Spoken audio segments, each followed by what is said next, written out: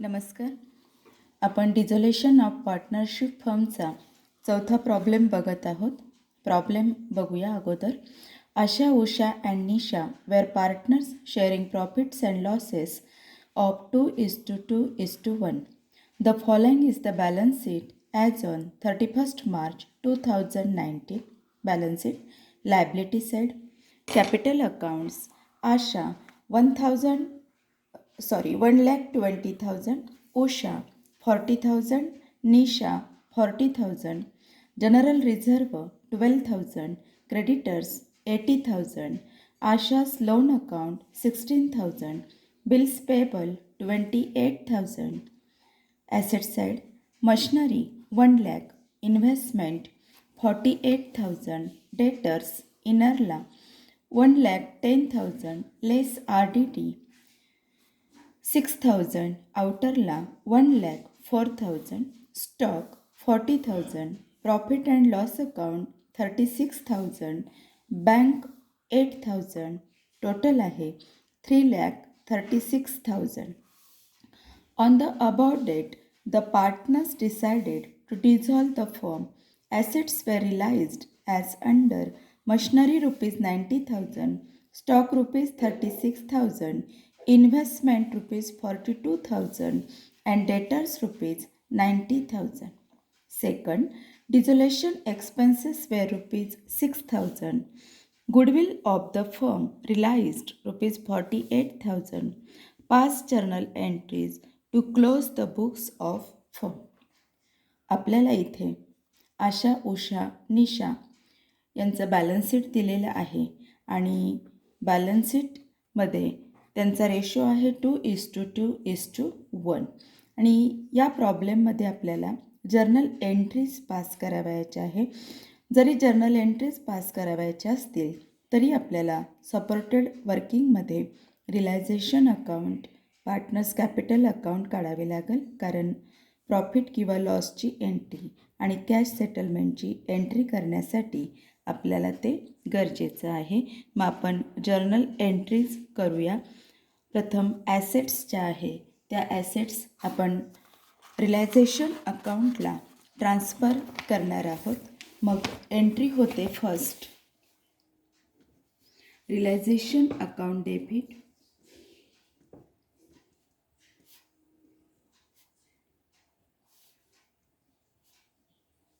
To machinery account,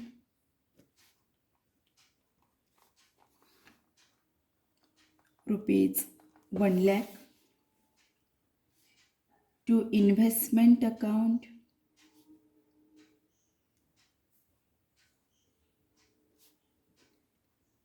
rupees 48,000, to debtors account,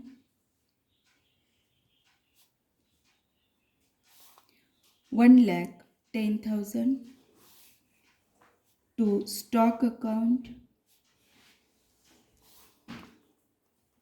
40,000. Total assets transfer होत आहे rupees 2,98,000. Narration.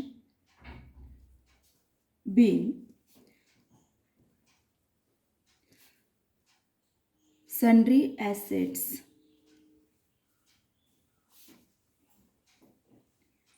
transferred to realization account. मग आपण आता त्याची पोस्टिंग करणार आहोत. Realisation account debit to sundry assets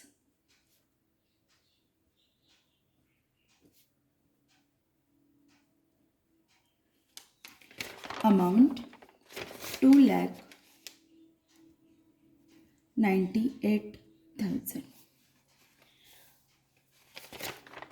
second,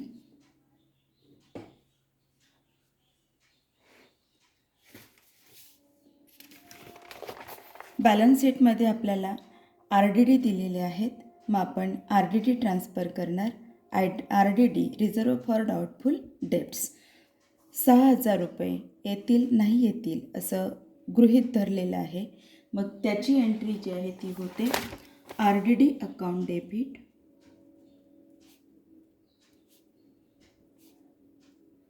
to realisation account.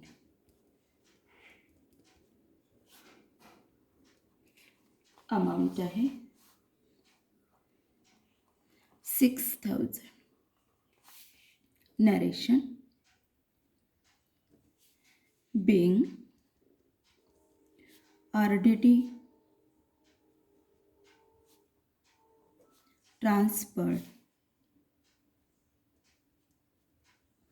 to realization account. मग त्याची आपण पोस्टिंग करूया. RDD टू रिअलायझेशन बाय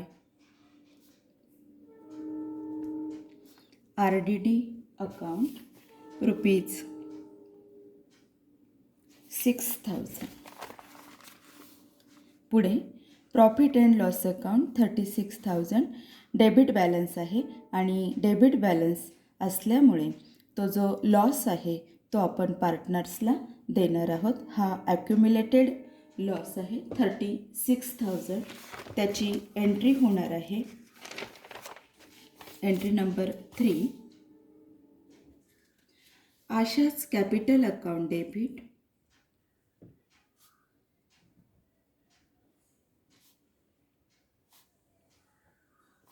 आता तो जो रेशो आहे त्या रेशोनी आपण देणार आहोत आणि मग रेशोनी ॲक्युम्युलेटेड लॉस वाटल्यानंतर Asha's capital 14,400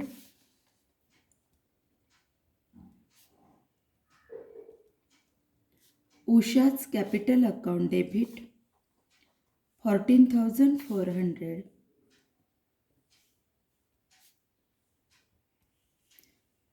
and Nisha's capital account debit 7,200 to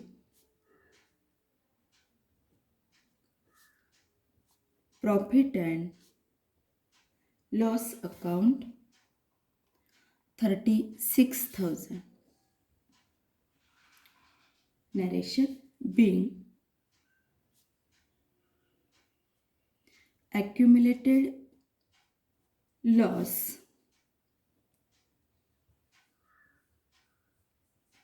transfer to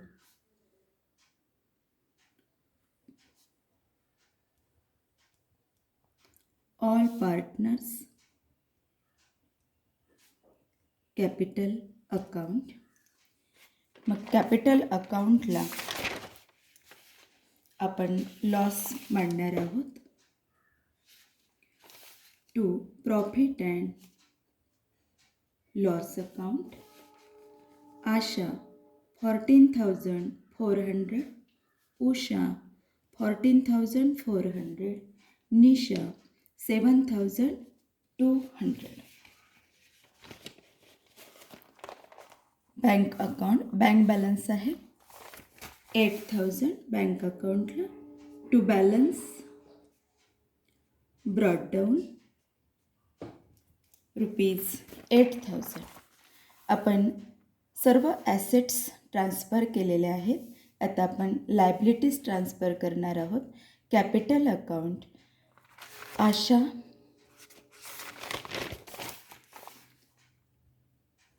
by balance brought down Asha 1,20,000 Usha 40,000 Nisha 40,000. त्यानंतर पुढे जनरल रिझर्व 12,000. जनरल रिझर्व हा आपण पार्टनर्सला देणार आहोत त्यांच्या रेशोमध्ये. मग त्याची एंट्री होते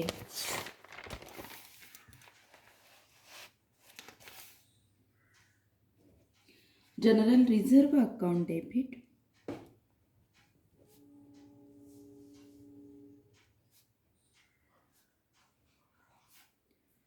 to Asha's capital account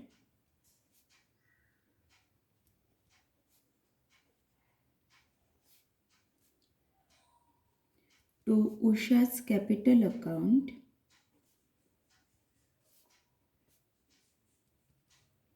to Nisha's capital account. General reserve 12,000 त्यापैकी रेशोनुसार आशाला मिळणार 4800, उषाला 4800 आणि निशाला 2400. नरेशन. बिल general reserve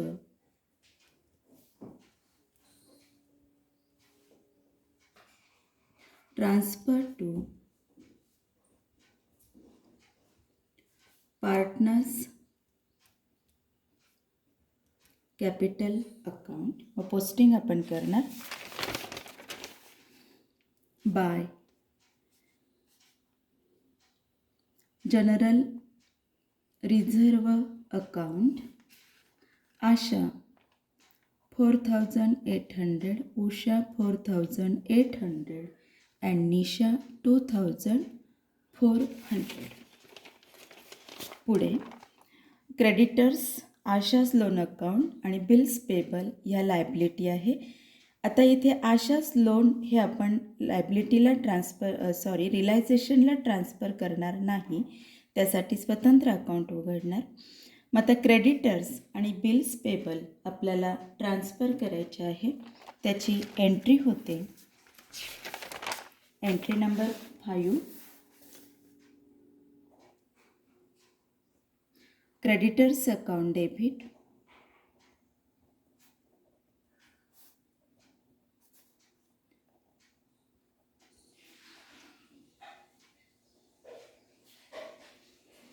bills payable account debit. Creditors 80,000, bills payable 28,000 to realisation account. Total liability 1,08,000. Narration. Bill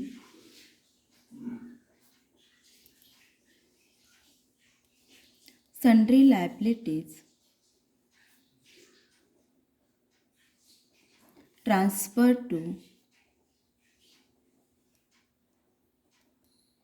realization account. मग त्याचं पण पोस्टिंग करणार. Creditors bills payable to realisation by sundry liability 1,08,000.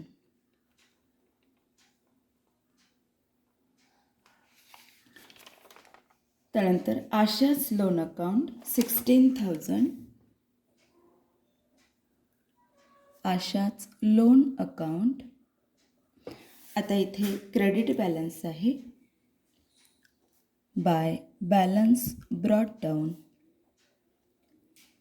16,000. आपण बॅलन्स शीट हे ट्रान्सफर केलेलं आहे. आता आपण ॲडिशनल इन्फॉर्मेशन बघूया.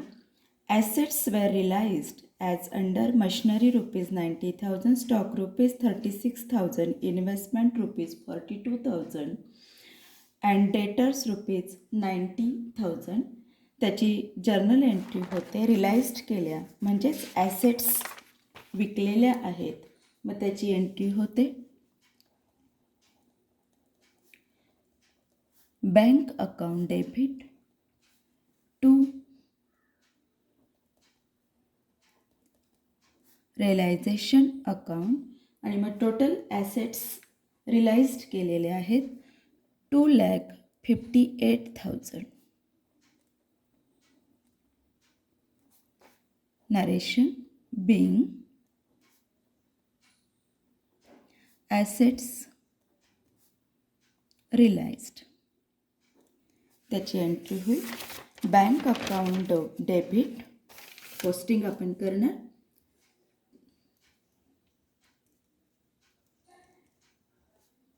To realisation account. Assets realised केलेले आहेत 2,58,000. Bank to realisation by bank. Assets 1,58,000. Second information, dissolution expenses were rupees 6,000. मग त्याची एंट्री होते 7. Realization account debit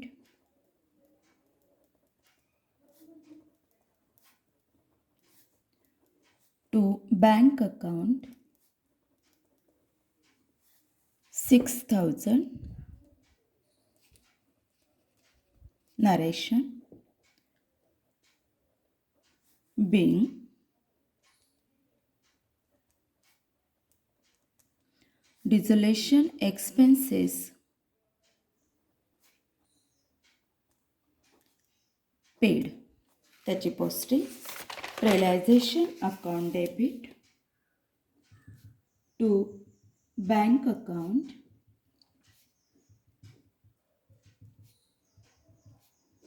rupees 6,000. Bank by realization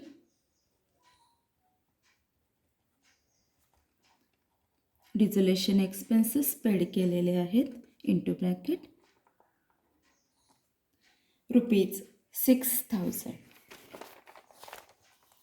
Third information, goodwill of the firm realized rupees 48,000.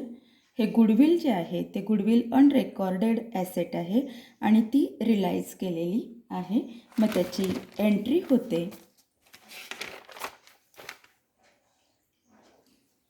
Bank account debit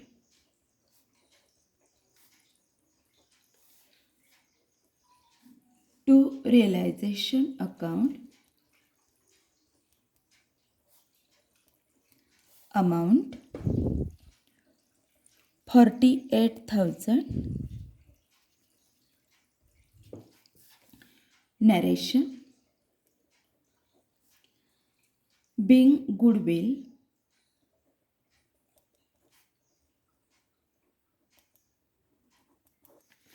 realized. पुढे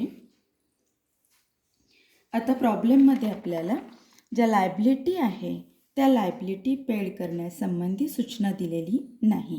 पण प्रॉब्लेममध्ये सूचना नसेल तरी आपल्याला लायबिलिटी पेड ह्या कराव्याच लागतात. मग ज्या थर्ड पार्टी लायबिलिटी आहे क्रेडिटर्स आणि बिल्स पेबल आपण पेड करणार त्याची एंट्री होणार आहे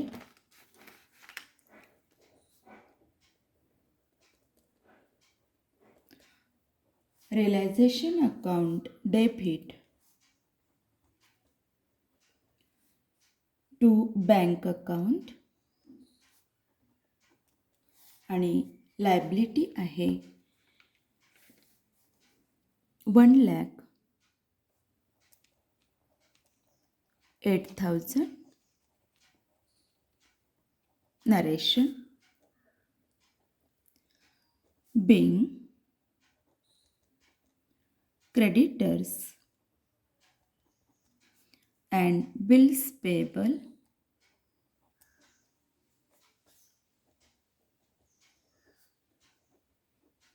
paid off. मग त्याचं पोस्टिंग होणार realisation account debit to bank account creditors and bills payable 1,08,000.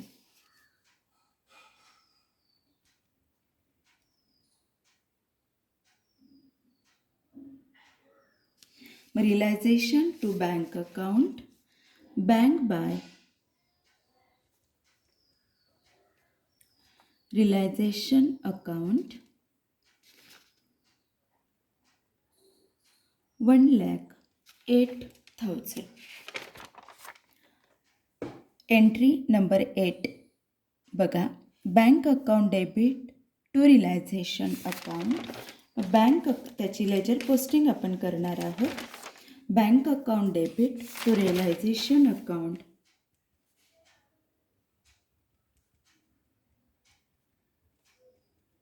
into bracket goodwill 48,000 realization by bank into bracket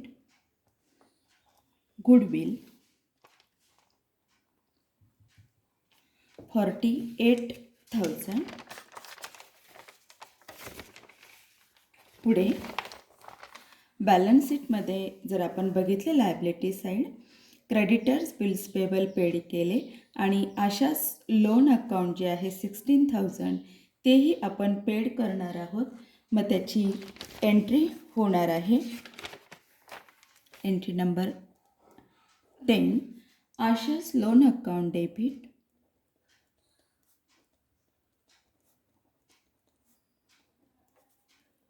to bank account rupees 16,000. Narration being Asha's loan paid. Asha's loan account debit to bank account rupees 16,000 banked by Asha's loan account 16,000. आता इथे आपल्या सर्व journal entry झालेल्या आहे. आता आपल्याला realisation account close करावयाचे आहे. मग रिलायझेशन अकाउंट आपण बघितलं तर डेबिटची टोटल आणि क्रेडिटची टोटल यांची जर तुलना केली तर क्रेडिटची टोटल ही जास्त होताना आपल्याला दिसते आहे. टोटल येते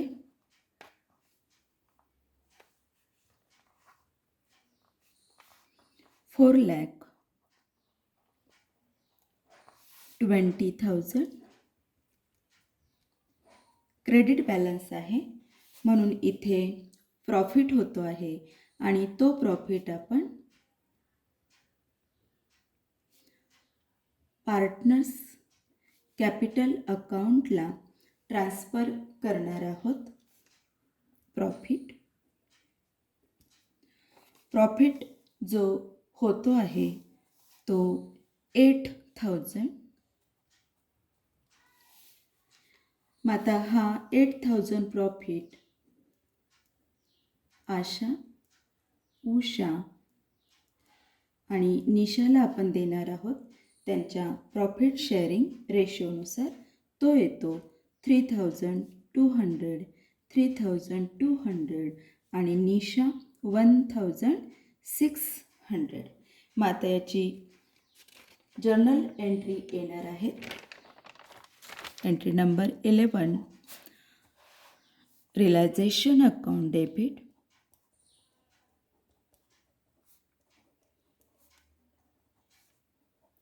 to Asha's capital account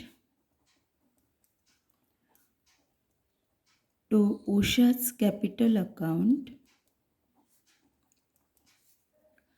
to Nisha's capital account.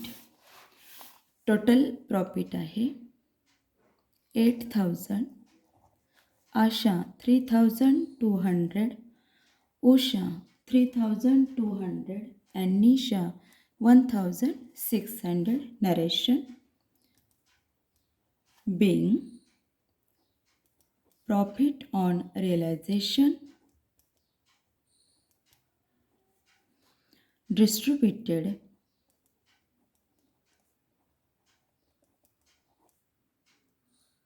to all partners.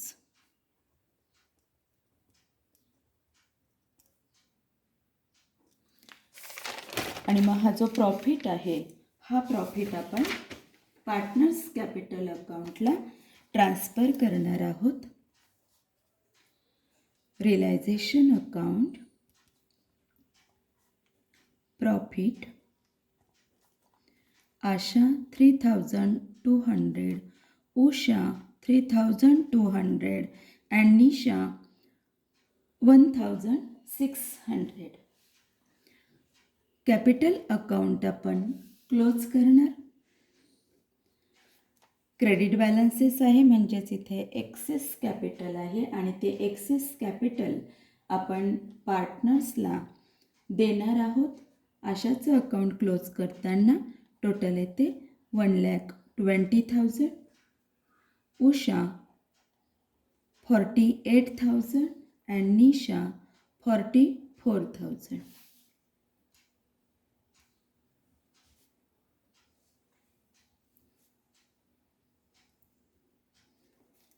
आणि मग हा जो बॅलन्स आहे हा बॅलन्स आपण बँक अकाउंटला ट्रान्सफर करणार. तो बॅलन्स येतोय 1,13,600 आशाचा, 33,600 उषाचा आणि 36,800 निशाचा बॅलन्स येतोय.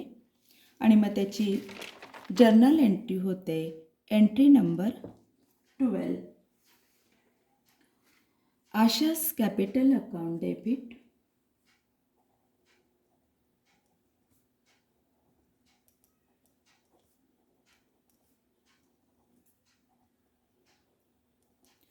उषा's कॅपिटल अकाउंट डेबिट,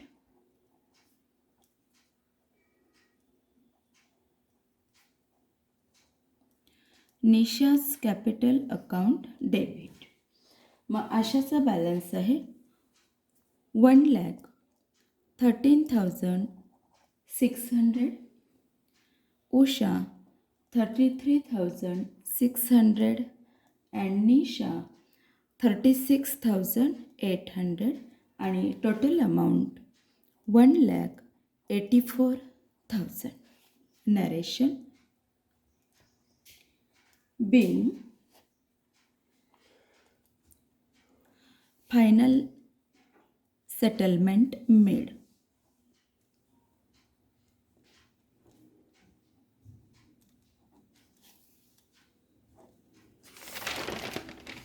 आणि मग हे जे बॅलन्स आहे हे बॅलन्स आपण बँक अकाउंटला ट्रान्सफर करणार.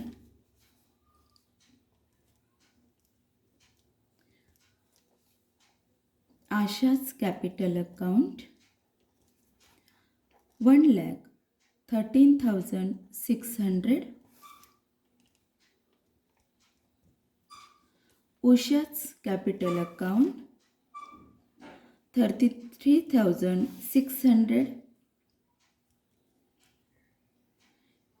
निशा's कॅपिटल अकाउंट 36,800. आणि मग आपण याची टोटल करणार बँक अकाउंटची 3,14,000. आशा's लोन अकाउंटसुद्धा इथे टॅली होतं आहे.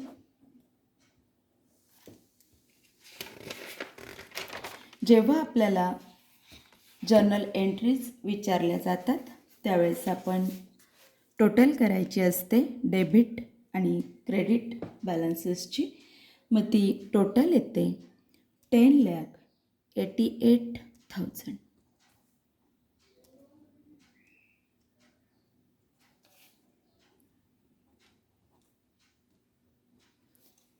अशा पद्धतीने विद्यार्थ्यांनो प्रॉब्लेम मोठा आहे, एंट्रीज पण जास्त आहे, जवळजवळ 12 एंट्रीज झाल्या. पण बोर्डाला प्रॉब्लेम देत असताना मार्कांचा विचार करूनच प्रॉब्लेम हा सोडवण्यासाठी दिलेला असतो. धन्यवाद.